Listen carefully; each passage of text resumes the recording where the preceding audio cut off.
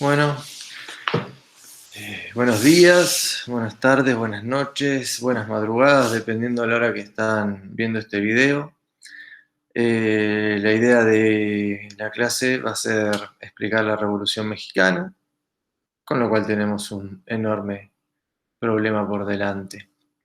De tal manera que para tratar de ordenarnos y abarcar la mayor cantidad de aspectos posible de la misma, pensé la clase en 3 partes.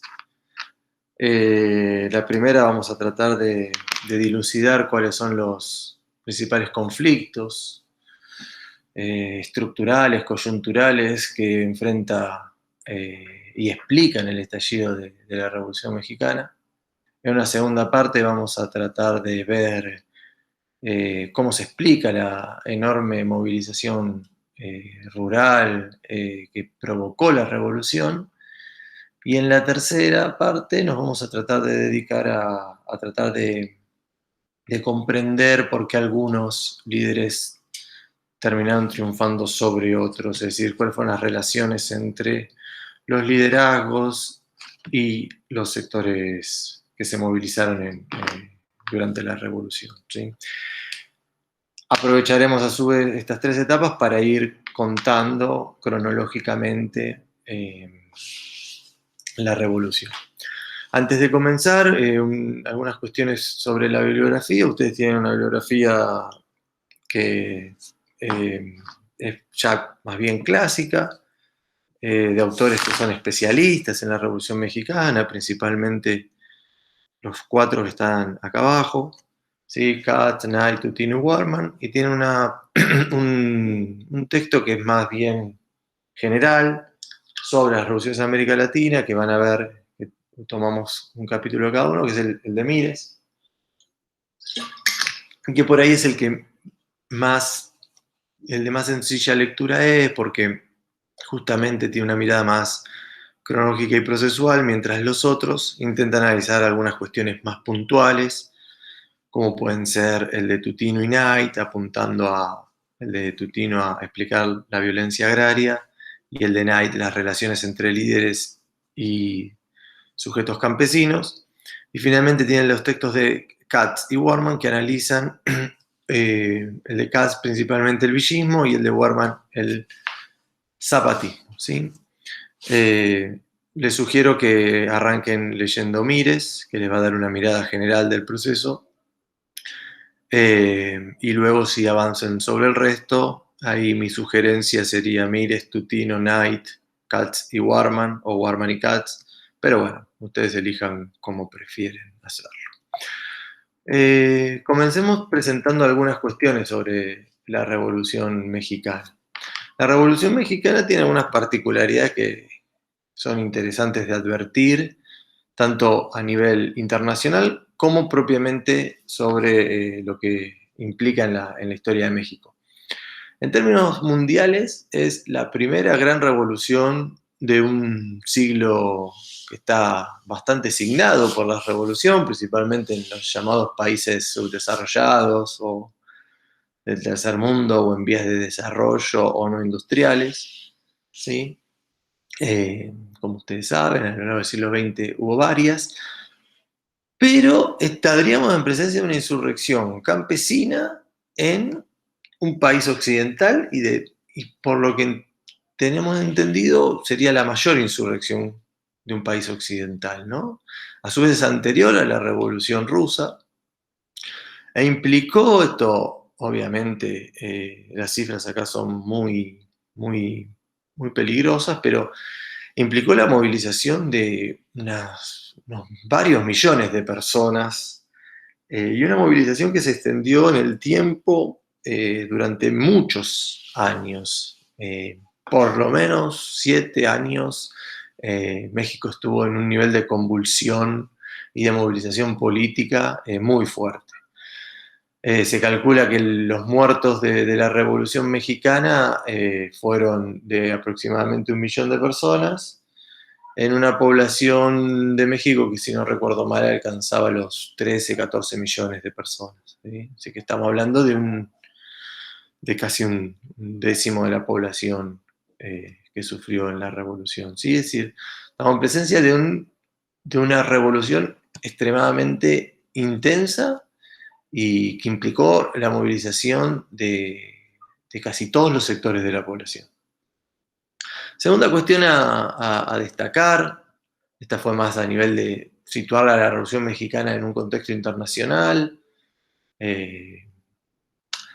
que permitía algunas comparaciones con otras revoluciones, pero bueno, ahora no nos vamos a dedicar a eso.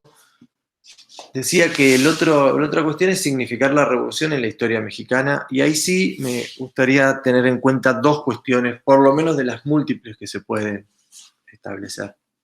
La primera es que si uno compara el siglo XX mexicano, ¿no? Posterior a la revolución, con el siglo XIX mexicano, uno se va a encontrar con una diferencia muy grande. ¿Acaso uno de los lugares más conflictivos del siglo XIX había sido México?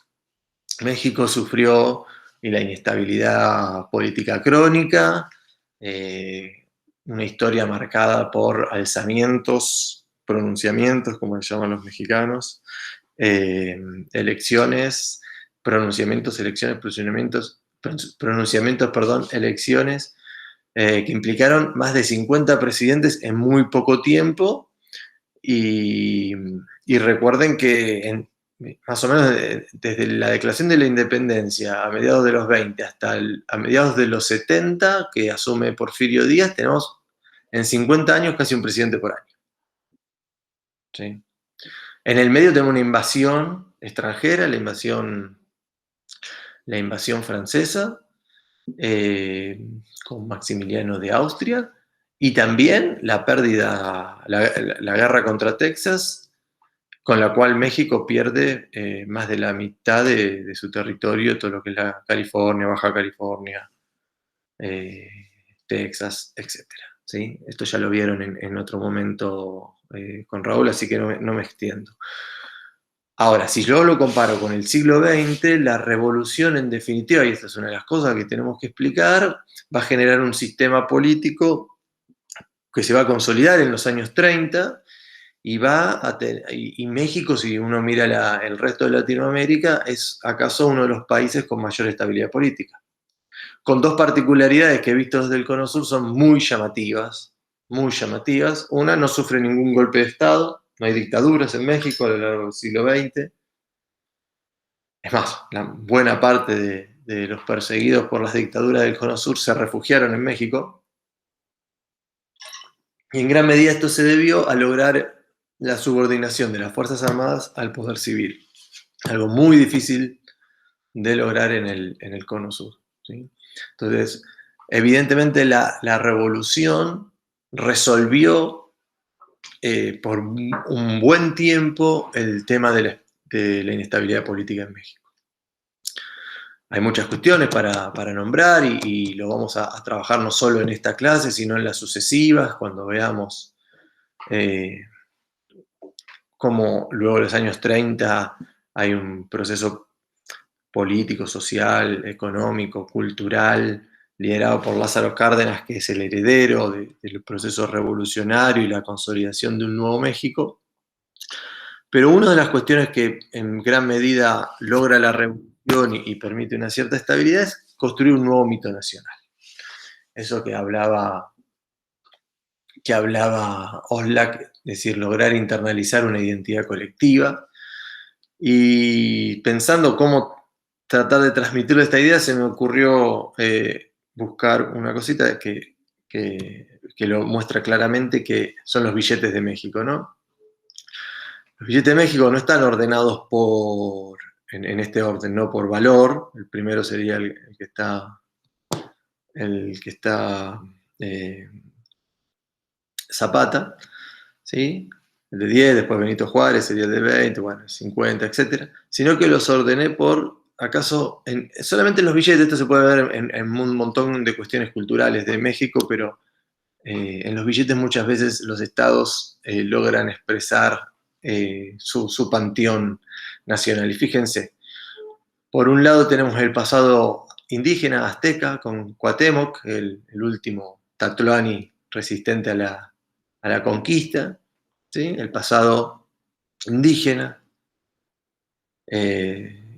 Sor Juana de la Cruz, como el pasado colonial, ¿sí? El proceso de la insurgencia con los curas Morelos e Hidalgo, el momento de las guerras de reforma y de las reformas liberales con Benito Juárez, la revolución expresada por Zapata y acá tenemos a Frida Kahlo y a Diego Rivera como el México de los años 30, 40, y el México de una cultura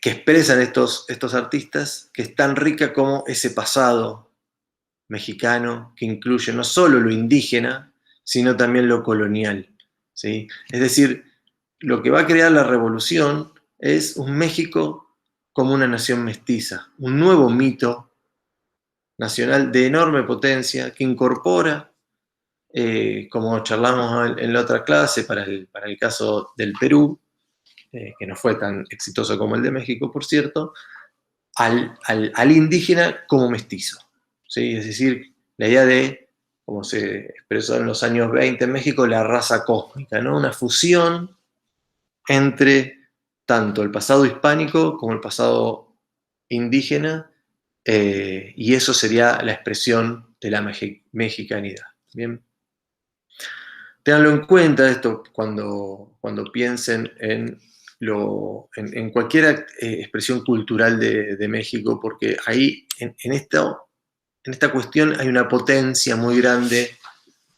que es uno de los legados de la revolución. Obviamente esto no se construyó rápidamente, los años 20 fueron centrales con los muralistas mexicanos, etc.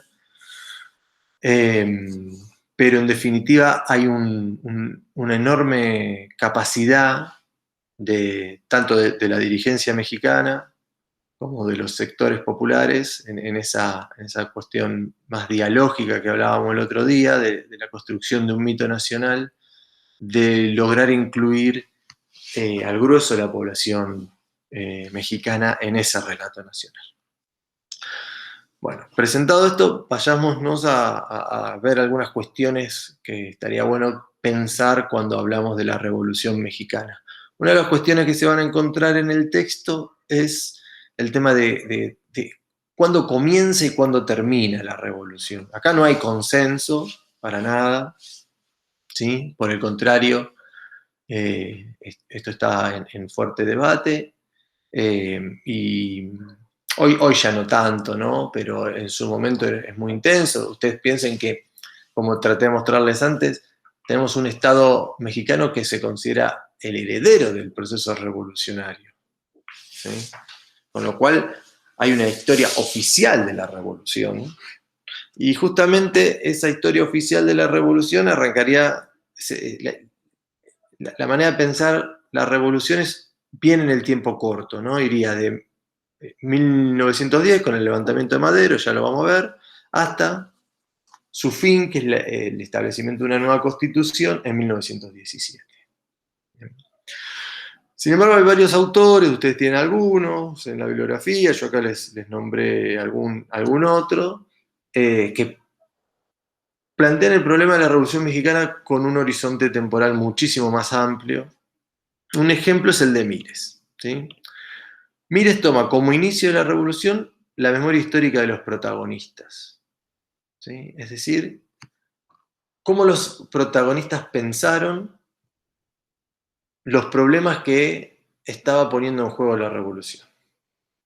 Y ahí hay una coincidencia muy fuerte en la idea de que la revolución se gesta durante el porfiriato, ¿sí? Es decir, durante los 20, 30 años previos. En el caso de Tutino y Wolf, el texto de ustedes de Wolf no lo tienen, pero sí tienen el de Tutino, amplían muchísimo más la mirada, porque consideran que en verdad la Revolución Mexicana es el fin de un enorme periodo histórico que arrancaría con la insurgencia, que es un ciclo insurreccional protagonizado por las distintas comunidades campesinas, tanto indígenas, mestizas, a veces con grupos de de pequeños propietarios, a veces arrendatarios, medieros, rancheros. Ahora vamos, a lo largo de la clase se va a entender por qué estas diferencias. Y es un ciclo insurreccional que culminaría con la Revolución Mexicana, y justamente en el caso de Tutino, ese ciclo que arrancaría con la insurgencia recién lo cerraría el gobierno de Lázaro Cárdenas cuando logré repartir más de 20 millones de hectáreas entre la población rural mexicana. ¿Sí? Es decir, que en definitiva, visto desde Tutino, la Revolución Mexicana es un jalón más en una lucha de más de un siglo por la tierra en México. ¿Sí? Finalmente, Knight también plantea esta idea de que la revolución, los problemas que abrió la revolución terminan de ser zanjados con Lázaro Cárdenas. ¿Sí? Y después tenemos en el cuándo termina una mirada que es de Adolfo Gili, que Mires retoma, que es la idea de la revolución inconclusa. ¿Sí? Es decir, que en verdad es una revolución que pretendió hacer algo que no logró. ¿Sí? Es decir, pretendió construir un nuevo tipo de sociedad, un nuevo tipo de Estado, pero no lo terminó de lograr. En el caso de Gili, o en otra bibliografía que dábamos antes como Arnaldo Córdoba, hay no tanto en Mires por ahí, pero sí en estos dos autores que les digo, hay una idea de que la revolución lo que no ha logrado es cambiar la estructura económica de México. Es decir, no ha logrado modificar el modo de producción en México. Ese es el camino, ¿no? Obviamente hay una influencia de la forma de pensar la historia del marxismo. Entonces, al no lograr eso, la revolución ha quedado inconclusa, ha quedado incompleta, ha quedado a mitad de camino. ¿Sí? Obviamente que, y por eso lo aclaro al inicio, que cuando lean la bibliografía, la forma en definitiva en que cada autor establece la temporalidad de la revolución está muy relacionado con el problema que quiere explicar sobre la revolución. ¿Sí? La historia, recuerden siempre, tiene como variable central el tiempo. Es decir, la idea de que el mero devenir del tiempo modifica las cosas, con lo cual la temporalidad que yo use, un tiempo más bien corto, como es el de la historia oficial, o un tiempo medio de varias décadas, como puede ser por ahí el análisis de Mires o Knight, o un tiempo, digamos, que abarque más de un siglo, un tiempo largo, como es el caso de Tutino, obviamente refiere a distintos problemas que intentan explicar cada uno de los textos. ¿Sí? Pero ahí, en esa elección de la cronología, ¿sí? Es decir, las etapas, un historiador, su principal trabajo es marcar justamente etapas, marcar una cronología que muestre cómo lo que está estudiando, su objeto de estudio, se desarrolla a lo largo del tiempo. La forma en que lo marque, en definitiva, tiene que tener alguna relación con el problema que está pensando explicar, y por ende, qué variables elige, cómo las analiza, y en definitiva, cuál es su interpretación de la revolución. Bueno, la mayoría entonces de los autores, independientemente de la temporalidad que utilicen, coinciden en que fue a lo largo del Porfiriato cuando se construyó por ahí o cristalizaron algunos conflictos que la revolución puso en tensión, ¿sí? O intentó resolver. Así que vamos a hablar un poquito de este señor que gobernó México durante mucho tiempo, como se ve en sus retratos de joven a viejo, ¿no? Hay un montón de cosas que pasaban durante el Porfiriato, obviamente, pero Me interesaría destacar dos, y las dos ustedes ya las estuvieron viendo en términos generales en las unidades anteriores, pero justamente ahora vamos a tratar de analizar cuáles fueron las particularidades en el caso de México. La primera es el proceso de consolidación del Estado Nacional Mexicano. ¿Sí? Porfirio Díaz, que en definitiva es un heredero de las guerras de reforma y de la expulsión de los invasores franceses, consolida su poder como presidente de la nación a partir de ese ejército que se construye durante estas guerras de reforma y se va a transformar en su principal líder. Bien. Lo que tenemos ahí es la consolidación de un ejército bajo el dominio del Estado Nacional, el Estado Federal, sería en México. ¿Sí? A su vez, y acá hay una cuestión interesante a pensar de la estructura legal mexicana. A diferencia de lo que pasó en el caso argentino, donde, como lo explicábamos el otro día en la clase, Alberdi diseñó una constitución donde tenía muy en claro que América y a la Argentina necesitaba monarcas con nombre de presidente, pero tenía también en cuenta el peligro de la perpetuidad del poder que se le iba a dar al cargo de presidente, es decir, la perpetuidad en una persona, el miedo al justamente establecer una tiranía. Alberdi justamente en esta idea de la dictadura de la ley, de otorgar todo el poder a la ley, al cargo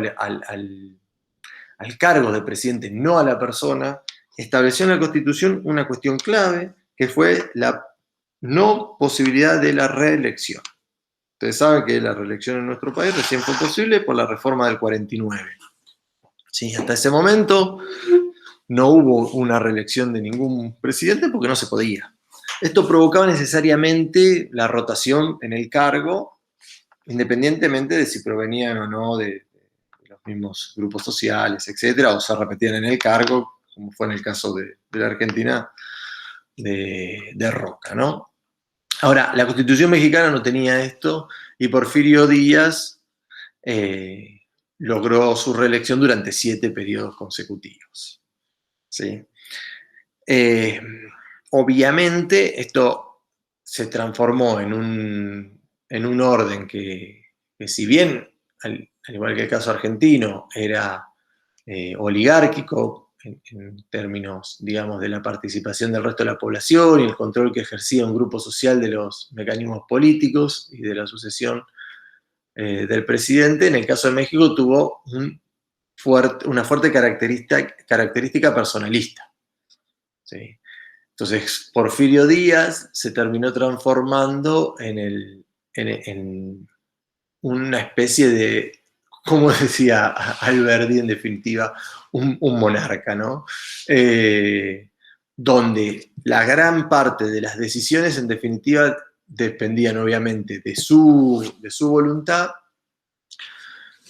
y en ese sentido va a ser clave para la posibilidad que tengan los sectores que quieren incluirse a lo que vamos a ver a continuación, que es esa inserción en el mercado mundial, la posibilidad en definitiva de habilitar los negocios. Es decir, Porfirio Díaz se va a transformar en el dador, digamos, de las posibilidades económicas del resto de los grupos mexicanos, principalmente de los grupos locales de poder en los estados de México. Entonces, lo que nosotros tenemos es que a lo largo de los gobiernos de Porfirio, esto al principio de forma incipiente, a medida que fue avanzando la década del 80 y 90 del siglo XIX con mucha fuerza, sustentado en el ejército y en el control que tiene la policía rural, Porfirio Díaz logró un gobierno muy fuerte, es decir, muy sólido, con fuertes caracteres autoritarios y muy personalista. Ahora, lo que permitió a su vez este proceso fue la consolidación del Estado Nacional Mexicano y un fuerte aumento de la capacidad del Estado mexicano de recaudar impuestos. Ahora, esto que explicamos muy rápidamente estuvo íntimamente vinculado al proceso de inserción de México al mercado mundial y a la transición y el avance del capitalismo en tierras mexicanas. México, a diferencia de por ahí otras economías, logró una inserción al mercado mundial extremadamente diversificada. ¿Sí? Porque, primero, por la capacidad que tiene la geografía mexicana de producir distintas cosas, ¿no? Pero no tenemos que México, por ejemplo, fue exportador de productos pecuarios, es decir, ganado, cueros, carnes, pero también de productos agrarios de clima tropical, como son el azúcar, el tabaco, el café, el enequén. A su vez, volvió a lograr un enorme dinamismo en su minería, como ya saben, de La Plata principalmente, pero no solo de La Plata, y porque producto del desarrollo de la industria estadounidense, hubo demandas de algunos minerales que lograron ser satisfechos por la minería mexicana, como es el hierro, el cobre, el estaño. Es decir, lo que nosotros tenemos es una capacidad de la economía mexicana de diversificar sus exportaciones de manera muy significativa, y esto a su vez implicó una inserción al mercado mundial de distintas regiones de México, ¿sí? Obviamente, la presencia de la frontera del capitalismo a pocos kilómetros, es decir, la presencia de la economía que se está transformando en la economía más dinámica, más avanzada, con mayor desarrollo tecnológico y con un crecimiento muy pujante como fueron los Estados Unidos, significó a México una enorme ventaja en tanto y en cuanto ser capaz de abastecer la demanda norteamericana de los distintos productos que tuvimos, que recién dijimos, ¿no? Ahora, esta expansión de las actividades exportadoras se produjo paralelamente a un enorme proceso de inversión extranjera. ¿Sí? Obviamente estuvo íntimamente vinculado la expansión de las haciendas y de la minería con el desarrollo del sistema ferroviario mexicano, el sistema de telégrafos, en menor medida de los puertos, ¿sí? Como mostrábamos el otro día, recuerden que justamente lo que se busca en el sistema ferroviario mexicano es articular, digamos, si uno ve la geografía mexicana, yo le había puesto un mapa por acá, esto. Si uno ve la geografía mexicana, la idea es articular, acá tenemos obviamente Texas, Monterrey, con Ciudad de México, ¿sí? Este es con Puebla, obviamente, en menor medida con Morelos. Esta zona no es tan relevante porque directamente se conecta vía puertos, principalmente la zona del Yucatán, que para esta época produce nequén. Esta zona quedó más una zona marginal, principalmente Chiapas, no tanto Oaxaca. Pero digo, la articulación de México es, el ferrocarril hace esto.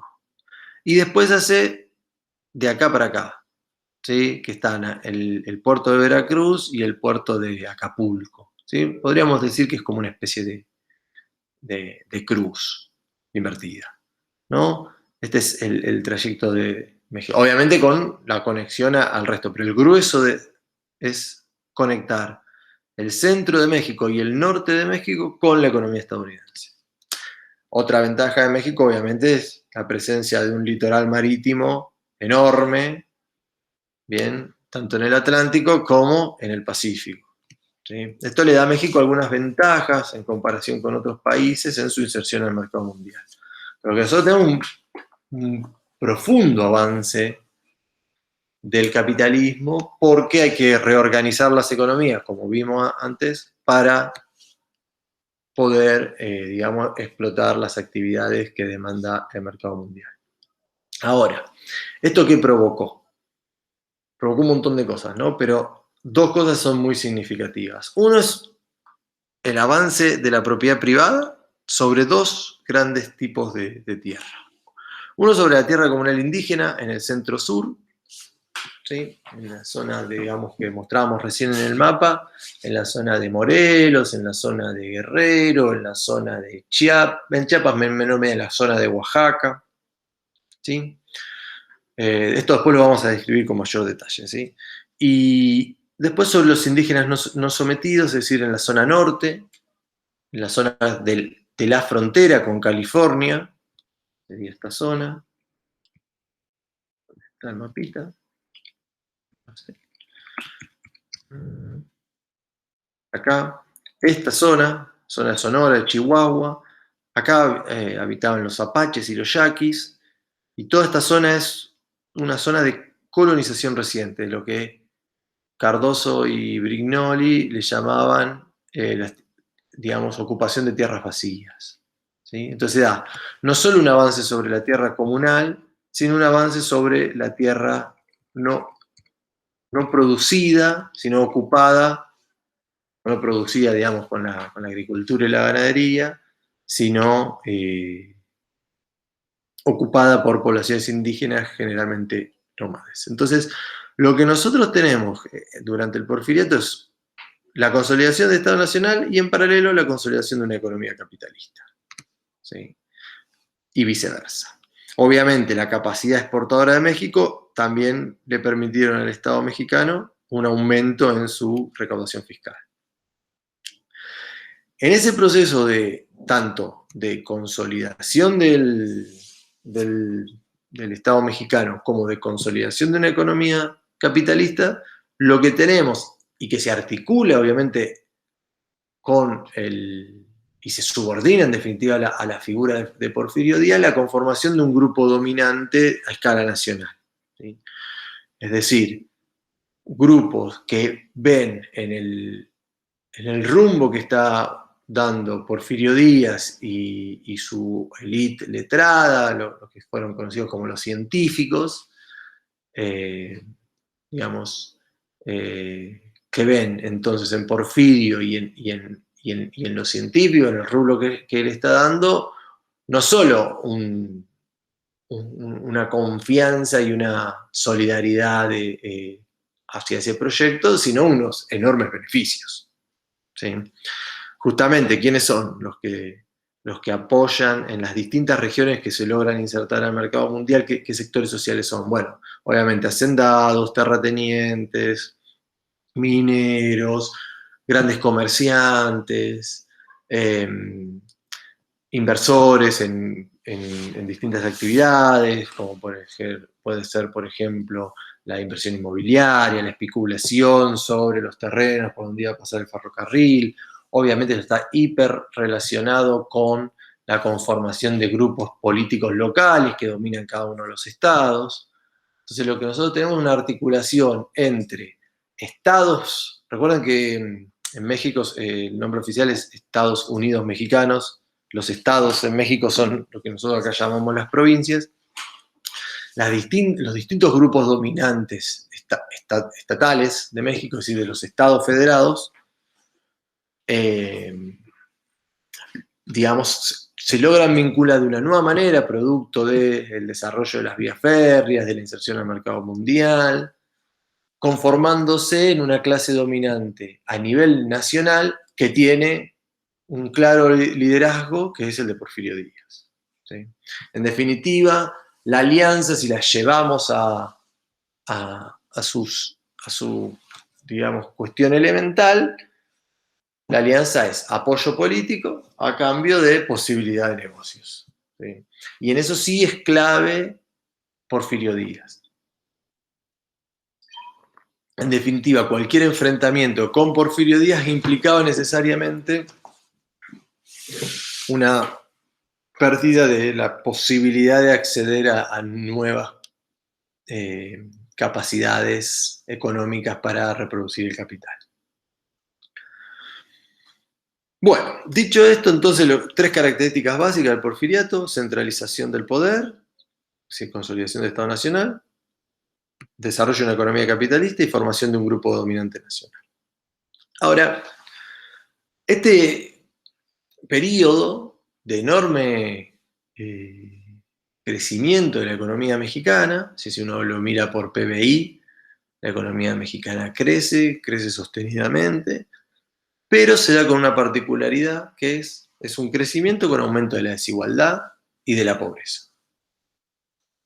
En esto, si ustedes quieren, comparado con el caso argentino, para el mismo momento, que tienen, digamos, una situación similar en cuanto a la inserción al mercado mundial, la inversión extranjera, el desarrollo de una clase dominante nacional, la transición al capitalismo y la consolidación del Estado nacional argentino, ese crecimiento que se da en la Argentina fue seguido de un proceso de, digamos, movilidad social ascendente generalizada.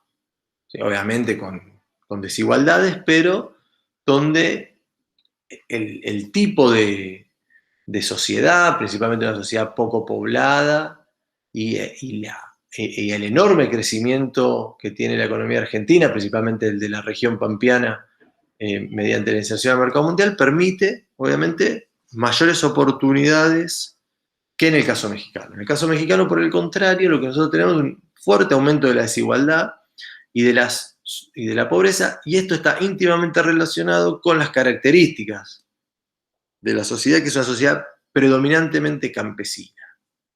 ¿Sí? Es decir, una sociedad obviamente mucho más poblada, donde ese crecimiento inducido por las exportaciones va a generar una redistribución de la riqueza, pero en términos de concentración de la riqueza. Entonces vayamos a ver un poquito qué pasa en el campo mexicano hacia 1910. ¿No? Hay un censo justo antes de la Revolución, con lo cual es muy útil para tener una foto de cómo estaba el momento hacia la Revolución Mexicana. ¿Qué nos dicen estos datos? ¿No? Que el 85% de la población mexicana es rural. Y el 70% de la fuerza de trabajo vive de actividades agrarias. Fíjense esto que lo trabajamos mucho en las clases, ¿no? Es decir, ¿tenemos transición al capitalismo? Sí. ¿Tenemos desarrollo de industria? Sí. ¿Tenemos formación de grupos burgueses? Sí. ¿Tenemos formación de sectores trabajadores? Sí. Ahora, ¿tenemos una transición que implique un proceso de urbanización de la gran parte de la sociedad? No, para nada. ¿Sí? En el caso mexicano es muy, muy claro eso. El grueso de la población sigue viviendo no solo en el campo, sino que vive de actividades agrarias. ¿Sí? Recién para los años 50 México va a lograr que su población urbana supere a la población rural. Esto nos habla tanto de las limitaciones de la transición al capitalismo como de las características propias sobre las cuales actuó esa transición al capitalismo. ¿Sí? Es decir, como decíamos en otro momento, pareciese, o como hipótesis de trabajo, uno podría ver que en los lugares, digamos, donde había estructuras sociales más sólidas, más rígidas, si yo me paro, por ejemplo, a principios del siglo XIX o a mediados, la transición al capitalismo y la formación de estados nacionales fue mucho más dificultosa.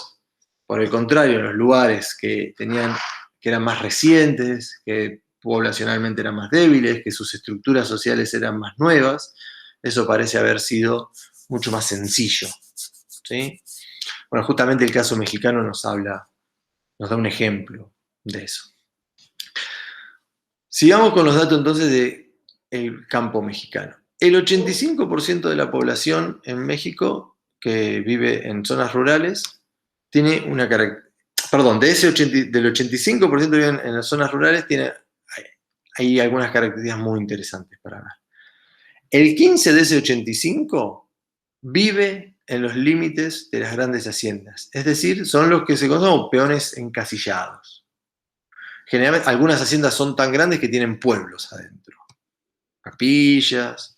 Estos son personas que generalmente tienen escasa capacidad de luchar frente al poder que obviamente de los hacendados, muy poca movilidad con respecto a poder salir de la hacienda, generalmente viven a deuda, ¿no? Se les adelantan unos vales, esos vales los tienen que cambiar en la tienda de raya, que es dueño el hacendado, obviamente impone los precios que él quiere, y con lo cual esa deuda por el adelanto de los vales para comprar en alimentos en la tienda de raya implica una obligación laboral. Si tenemos una situación de una zona, digamos, una población rural que vive en unas situaciones de enorme desigualdad frente a sus empleadores. Bien. Esto nos habla del enorme poder que tiene la hacienda en México, y para algunos autores, incluso para la historia oficial, fue este sector el que se rebeló frente a las haciendas, y la Revolución Mexicana es vista como una especie de revolución antifeudal, ¿no? O sea, una revolución de peones siervos contra sus hacendados señores feudales. ¿Sí? Esa es decir, contra el poder tiránico de los hacendados. Si bien esto es cierto, vamos a ver a lo largo de las clases que la explicación puede ser válida para algunas regiones puntuales, pero no para la totalidad de la población rural mexicana, ni para el proceso de la revolución. Justamente porque, pues si bien el 15% del 85% rural vive entre los límites de la gran hacienda, el resto no. Entonces, ¿dónde vive el resto? ¿Y de qué? Bueno, hay lugares donde hay pequeñas propiedades privadas, otras hay arrendatarios, a parceros con mayor, menor autonomía. Esto lo vamos a ver mejor cuando veamos el texto de Tutino. Pero la característica central del campo mexicano son lo que se conoce como los pueblos. ¿Sí? Los pueblos rurales, los pueblos del campo mexicano.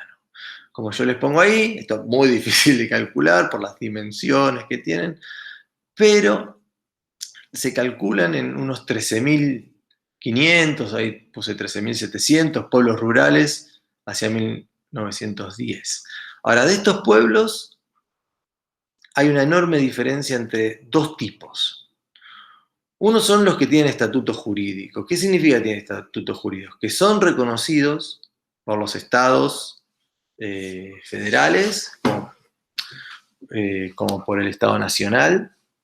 ¿Y qué significa? Tienen sus propias autoridades, es decir, tienen un ayuntamiento. Generalmente las autoridades se organizan en forma de consejos, ¿sí? Es decir, colegiados, son varios. Y la clave de la cuestión para pensar el problema con las haciendas es la posibilidad de tener un ejido. ¿Qué es el ejido? Son las tierras de uso común. ¿Sí? En definitiva, estos pueblos con estatuto jurídico tienen una base material que son sus tierras ejidales, y esa base material les permite tener sus autoridades. Una de las principales tareas de las autoridades es determinar qué se hace con esas tierras comunales. Las tierras comunales son centrales para la supervivencia de los campesinos que viven en los pueblos. ¿Por qué? Porque si bien muchos tienen la posibilidad de usufructuar tierras con sus familias, a título individual, diríamos, principalmente esas tierras son usadas para la agricultura. En cambio, las tierras ejidales son utilizadas para la actividad ganadera. Entonces, la combinación entre el uso de tierra individual y tierra comunal permite la sobrevivencia de la unidad familiar. Si pensamos en la inserción al capitalismo, el fuerte avance de la propiedad privada, sobre la tierra comunal indígena, la expansión de las haciendas, bla, bla, bla, bla, todo lo que dijimos antes, esto nos da un datazo. ¿Cuál es ese dato? Que si bien hubo reformas liberales, si bien hubo un proceso de privatización de la tierra, si bien los hacendados avanzaron sobre las tierras comunales, ejidales, todavía la pervivencia de estos grupos es muy, muy importante. Muy, muy importante. Esto nos habla de los límites de las reformas liberales que ya tienen para 1910 unos 50 años de desarrollo. A su vez, si hay una cantidad de pueblos que son relativamente reconocidos, que pueden elegir sus autoridades, que todavía tienen tierras ejidales, hay unos 5.000, casi 6.000 pueblos que no tienen estatuto, que no son reconocidos, pero que funcionan en la práctica como el resto de los pueblos. Es decir, tienen tierras ejidales que solicitan su reconocimiento tanto a los estados estaduales como al gobierno federal. Justamente, esta población rural, si bien sufre el dominio de las haciendas, porque muchos de los que viven en estos pueblos deben ir a trabajar a las haciendas porque han avanzado sobre sus tierras individuales y sus tierras ejidales, entonces algún miembro de la familia, para compensar el ingreso, va a trabajar a las haciendas. Si bien tienen una enorme, digamos, situación de conflicto con las haciendas, tienen la posibilidad de resistirse en mejores condiciones que los que viven ya en las haciendas que hablábamos antes, ¿no? Esos peones encasillados. ¿Sí?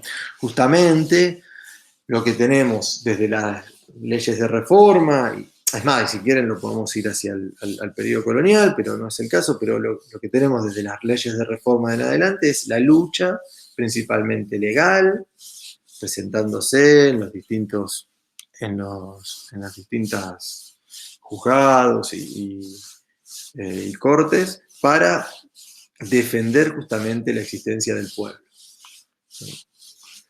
Y defender la existencia del pueblo es defender no solo sus autoridades, sino sus tierras, y su autonomía, su capacidad de decidir sobre sus tierras. ¿Sí? Última cuestión, para que se entienda bien el problema que tenemos que tratar de explicar, es que la transición al capitalismo no solo había provocado un avance de las haciendas sobre las tierras ejidales o sobre las haciendas sobre las tierras ocupadas por poblaciones no sometidas, ¿sí? Sino que la transición al capitalismo y las posibilidades exportadoras que tiene México van a provocar una fuerte diferenciación social interna a cada uno de estos pueblos. Es decir, los pobladores de estos pueblos no son homogéneos y uniformes. ¿Por qué? Porque tenemos desde aquellos que fueron desposeídos y se transformaron en trabajadores obligados a vender su fuerza de trabajo, esta idea de separar al productor de sus medios de producción. El objetivo, estos son el ideal de la reforma liberal, ¿sí? Es decir, transformar o en propietario individual o en trabajador asalariado.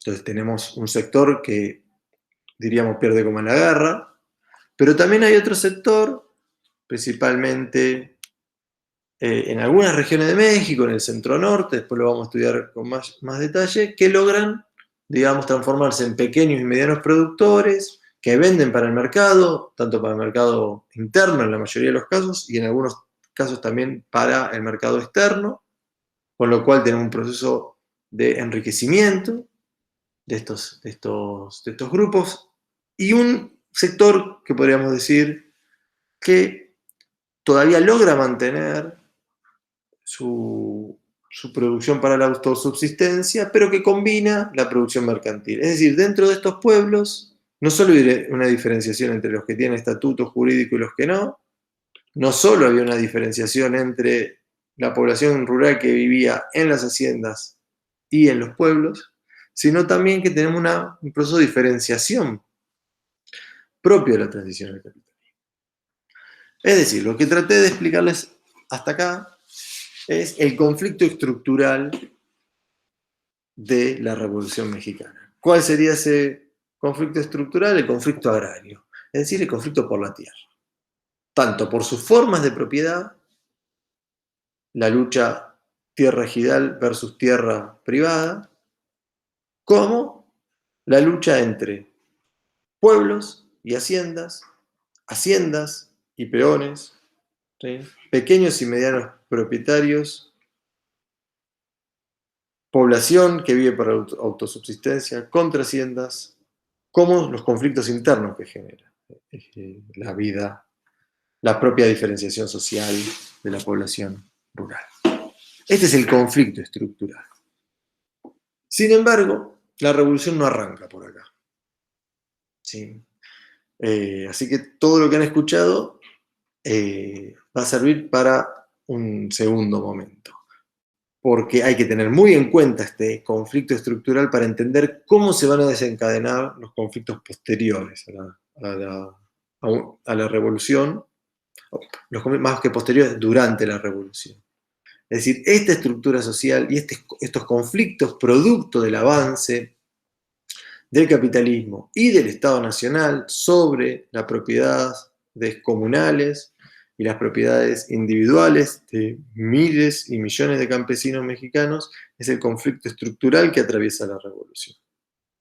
Pero la revolución no arranca ni por un movimiento rural, ni por un movimiento agrario o campesino, o ningún movimiento que surja de este gran problema que tiene la transición al capitalismo en México. Entonces, ¿por dónde arranca?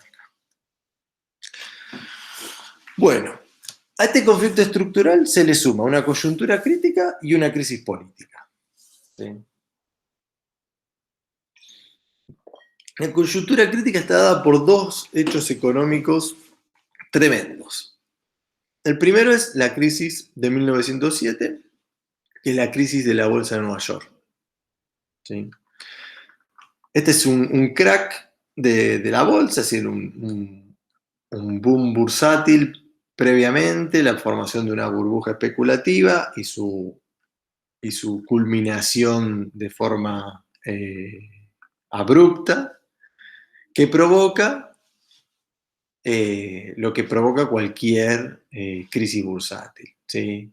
O lo que provoca una crisis bursátil de dimensiones en una bolsa que todavía no es la bolsa más importante del mundo, por eso no genera lo mismo que el crack del 29, pero sí genera algo muy importante en los Estados Unidos, y como México es su socio comercial de los Estados Unidos muy importante, las repercusiones se hacen sentir muy rápidamente en México. El crack del 7 lo que genera es una fuerte caída de la actividad económica en los Estados Unidos. ¿Sí? Caída económica que rápidamente tiene dos resultados. Por un lado, digamos, la recuperación de los capitales invertidos en el extranjero. Uno de los destinos principales de la inversión estadounidense era México. Con lo cual hay una fuerte, no me sale ahora justamente el concepto que se utiliza para esto, una salida de capitales de la economía mexicana hacia las casas matrices, ¿no? Segunda cuestión importante, cae fuertemente la demanda de un montón de productos relacionados con el desarrollo económico de la economía estadounidense, ¿no? Desde productos de consumo popular, como podían ser el azúcar, el tabaco, el café, el chocolate, ¿no? El cacao, como productos que son insumos para la industria, como podían ser el hierro, el cobre, el plomo, el zinc, etcétera, etcétera. ¿Sí? Esto que genera la caída en la demanda, una fuerte caída en el precio de los productos de México, con lo cual la caída en el precio de los productos de México genera, serios problemas en la balanza de pagos mexicana, que se suman a la salida de capitales extranjeros. No me quiero ir tanto en la parte económica, ¿sí? Pero principalmente, y digamos, teniendo en cuenta la estructura económica, la estructura social y la diferenciación económica que se había producido, lo que nosotros tenemos una fuerte caída en los precios que vende México, por ende, rápidamente nosotros tenemos un traslado de la crisis económica de los Estados Unidos a una crisis de la economía mexicana. Una caída en la actividad económica, un aumento del desempleo, tanto urbano, que muchas veces le permitía a las familias que se habían empobrecido porque habían perdido sus tierras, de compensar de alguna forma sus ingresos mediante el trabajo urbano, pero también una fuerte caída del empleo rural. Lo que nosotros tenemos es una fuerte caída de los salarios. ¿Sí? A esto se le sumó algo muy particular, que es una fuerte sequía. ¿Sí? Y esto en términos de la economía campesina es terrible, porque la sequía lo que implicó fue el aumento del precio del maíz. Acá surge una combinación que es de las peores que puede pasar, porque la caída en la actividad económica y la caída en el precio de los productos implicaría una caída en los precios de los alimentos. ¿Sí? ¿Por qué? Porque hay menor demanda. Bien. Ahora, la sequía provoca lo contrario. ¿Qué provoca? Como se produce menos, un aumento del precio del maíz en el momento que están cayendo los salarios. ¿Qué significa? Que los trabajadores cada vez pueden comprar menos, no solo porque pierden valor adquisitivo, porque su salario cada vez es más bajo, sino porque está aumentando su principal alimento. ¿Sí? La base de la alimentación mexicana es el maíz. Con lo cual tenemos no solo una enorme contracción de la actividad económica campesina, de las familias campesinas, rurales, sino un fuerte aumento del costo de vida. Entonces acá nosotros tenemos una situación que al conflicto estructural por la tierra se le suma un conflicto coyuntural de una crisis económica muy, muy fuerte. ¿Sí? Es casi la tormenta perfecta. Sin embargo, hasta este momento todavía no hay levantamientos rurales. ¿Sí? No hay ningún movimiento rural. Por el contrario, y acá vamos a otro aspecto, la revolución se arranca por una profunda crisis política. ¿Sí? Esta crisis viene dada por el crecimiento, como explicábamos clases anteriores, cuando hablamos de la transición al capitalismo, justamente la aparición, el desarrollo, la vigorización, la consolidación de grupos sociales con otras características, ¿sí? Grupos sociales que algunos vinculados al desarrollo universitario, otros al crecimiento económico comercial que permiten las ciudades, otros también disidentes que se han visto enriquecidos por el modo de insertarse al mercado mundial y por las características que adoptó la transición al capitalismo, pero lo que nosotros tenemos es el surgimiento de sectores que empiezan a hacer una enorme crítica al régimen político de Porfirio Díaz. Ya les puse algunas fotos de la época. Esto arranca hacia el cambio de siglo, ¿sí? Donde hay una reivindicación a la Constitución del 57, ¿sí? A la Constitución liberal, a la Constitución federal, ¿sí? Es decir, la idea de que Porfirio Díaz ha provocado que la Constitución muera, es decir, que la Constitución sea letra muerta, producto de sus sucesivas reelecciones. Esta crítica es una crítica no al modo de inserción de México en el mercado mundial, ni a las características, sino principalmente es una crítica moral. ¿Sí? Es una crítica al autoritarismo porfirista y a la corrupción porfirista. En alguna medida, esto tiene una relación con las posibilidades que están viendo obturadas sectores de las burguesías de cada uno de los estados en sus posibilidades de acceder a nuevos negocios, ¿no? Porque en definitiva Porfirio limita esas posibilidades o, digamos, reparte esas posibilidades entre sus apoyos políticos tradicionales. Quien va a liderar esa oposición al porfirismo es Francisco Madero. Justamente el caso de Francisco Madero es muy interesante, viene de Coahuila, del norte de México, porque Madero no es un outsider económico, no es un tipo que no le ha ido que no le ha ido bien con el porfirismo, al contrario, es perteneciente a una de las 10 familias más ricas de México, tiene haciendas, tiene empresas mineras, inversiones en ferrocarriles, es un gran comerciante, ¿sí? Pero justamente Madero expresa una coalición que, como trataba de explicarles antes, une a sectores burgueses, ¿sí? Principalmente de las zonas más dinámicas de la economía mexicana, que es la zona del norte, la zona de Monterrey, la zona de Nuevo León, de Sonora, de Coahuila, ¿sí? Que justamente ven en Porfirio un obstáculo para el desarrollo del Nuevo México, ¿sí? Es decir, hay por un lado un pedido a la apertura democrática, ¿sí? Pero justamente ese pedido a la apertura democrática es un pedido a permitir que otros sectores ingresen a la escena política, obviamente participen, se democratice vía el lema, ¿no? Sufragio efectivo y no reelección, la idea de que el sufragio sea la elección popular y no un sufragio, digamos, fraguado, pero justamente la posibilidad de que sectores burgueses con otras ideas o más innovadores, sectores de las capas medias, ¿no? También surgidas del propio desarrollo estatal y de la propia burocracia, como también del desarrollo de cierta industria en México, como también de algunos sectores obreros.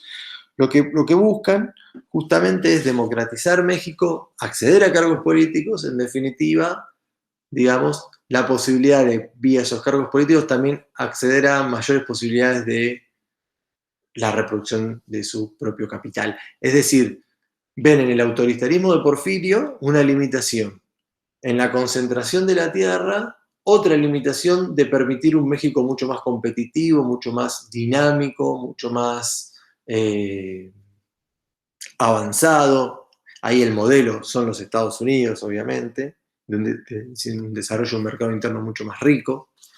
Y justamente es en que es este partido, lo que se conoció como el Partido Nacional Antirreeleccionista, que funda Madero, en el medio escribe un libro, se llama La Sucesión Presidencial, termina transformándose en el líder de un movimiento opositor que de alguna forma reúne a gran parte de los sectores que, si bien crecieron durante el porfiriato, ven, digamos, el momento de darle por fin a ese periodo e iniciar, digamos, un nuevo México. Fíjense que hasta acá todavía no tenemos a los sectores rurales, ¿sí?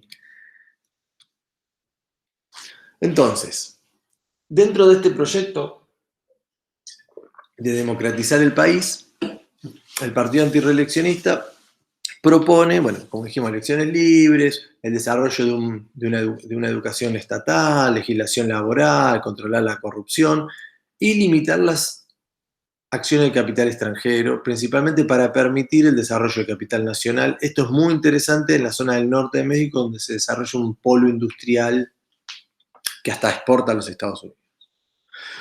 Ahora, fíjense que el cuestionamiento principalmente está dado por la legitimidad del gobierno porfirista, esta idea de que no hay elecciones libres y la reelección permanente.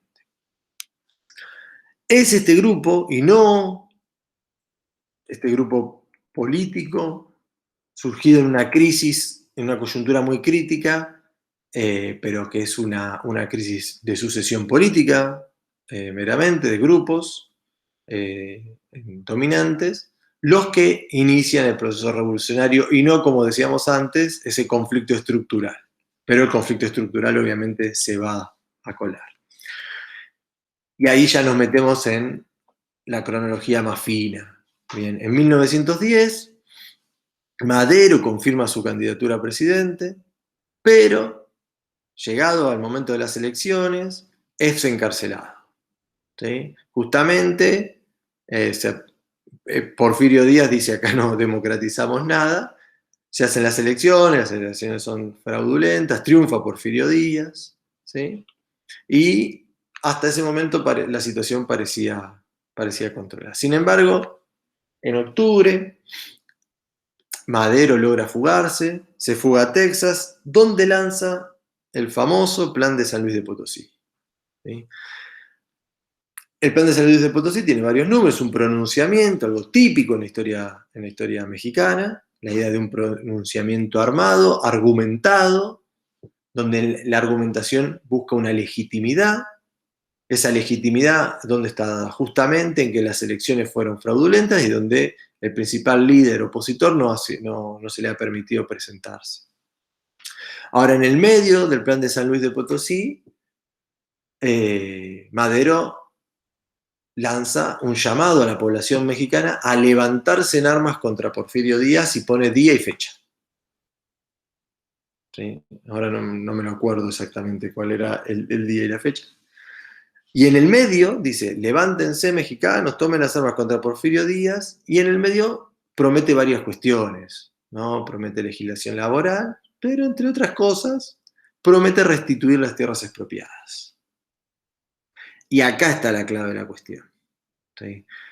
¿Qué está haciendo Madero? Como sabe que en la lógica del juego político hasta entonces, la lógica electoral, no le puede competir con Porfirio, porque Porfirio ni lo deja competir, hay que convocar a otros sectores de la población para dirimir un conflicto intraelitista. ¿Sí? Por eso el Plan de San Luis de Potosí, que los invito a que lo lean, googleenlo si no nos lo piden, busca una alianza digamos, de social lo más amplia posible, incorporando obreros, empleados de cuello blanco, profesionales, comerciantes urbanos, comerciantes rurales, pequeños propietarios, campesinos, indígenas, todo aquel que pueda sumarse contra Porfirio Díaz. ¿Sí? Y tiene éxito. ¿Sí? En noviembre se levantan Pancho Villa desde el norte, también Pascual Orozco, otro líder importante en Chihuahua. Al inicio de 1911 hay un levantamiento en Baja California de dos de los hermanos Magón, Flores Magón, vinculados al anarquismo, los Figueroa en Guerrero, y en marzo se levanta Zapata en Morelos. Todos estos pronunciamientos son, como es típico en la historia mexicana, ¿sí? Esta es la zona de Villa, ¿sí? Baja California, los Flores Magón, Guerrero, los Figueroa, Morelos, como es Zapata, y de la zona de Monterrey venía, perdón, de Coahuila venía Madero, justamente es desde las periferias hacia el centro de Ciudad de México, donde está Porfirio. Un pronunciamiento desde las zonas periféricas hacia el centro. Esto es típico de la historia mexicana, acá hay una continuidad histórica importante. Justamente la movilización campesina, llamada por la coalición, digamos, que lidera Madero, es lo que va a transformar radicalmente el proceso de la revolución. Pero para eso tenemos que pasar a otro momento, que es tratar de explicar por qué los campesinos siguieron a Madero. Pero eso lo vamos a tratar en la segunda parte de la clase, así que terminamos esta. Nos vemos en la que viene.